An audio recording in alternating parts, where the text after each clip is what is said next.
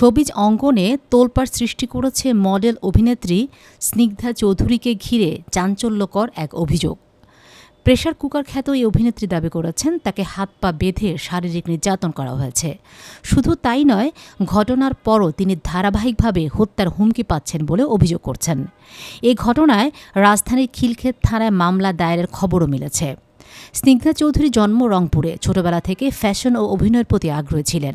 রক্ষণশীল পরিবারে তার বেড়ে ওঠা, ফলে মডেলিং করাটা তার জন্য মোটেও সহজ ছিল না। পরবর্তীতে পরিবার বিষয়টি জানতে পারে, তবে সেই সময়ে মেয়ের ইচ্ছার বিরুদ্ধে না গিয়ে তাকে সমর্থন দেন তার বাবা মা। জেলা শহর রংপুর থেকে পাড়ি জমান ঢাকায়। ইট পাথরের এই শহরে পা রেখে পেশাদারভাবে মডেলিং ও অভিনয়ে যুক্ত হন স্নিগ্ধা। উচ্চ মাধ্যমিক শেষ করে অর্থনীতি বিষয়ে সাউথ ইস্ট বিশ্ববিদ্যালয়ে ভর্তি হন স্নিগ্ধা। মূলত সেই সময়ে মডেলিং শুরু করেন। Yellow, Stacy, Nabila, House of Ahmed সব বেশ কিছু ফ্যাশন ব্র্যান্ডের কাজ করেছেন তিনি। স্নিগ্ধার উচ্চতা 5 ফিট 9 ইঞ্চি। 2024 সালে প্রথমবার বিদেশের মাটিতে ফ্যাশন শোয়ে অংশগ্রহণ করেন তিনি।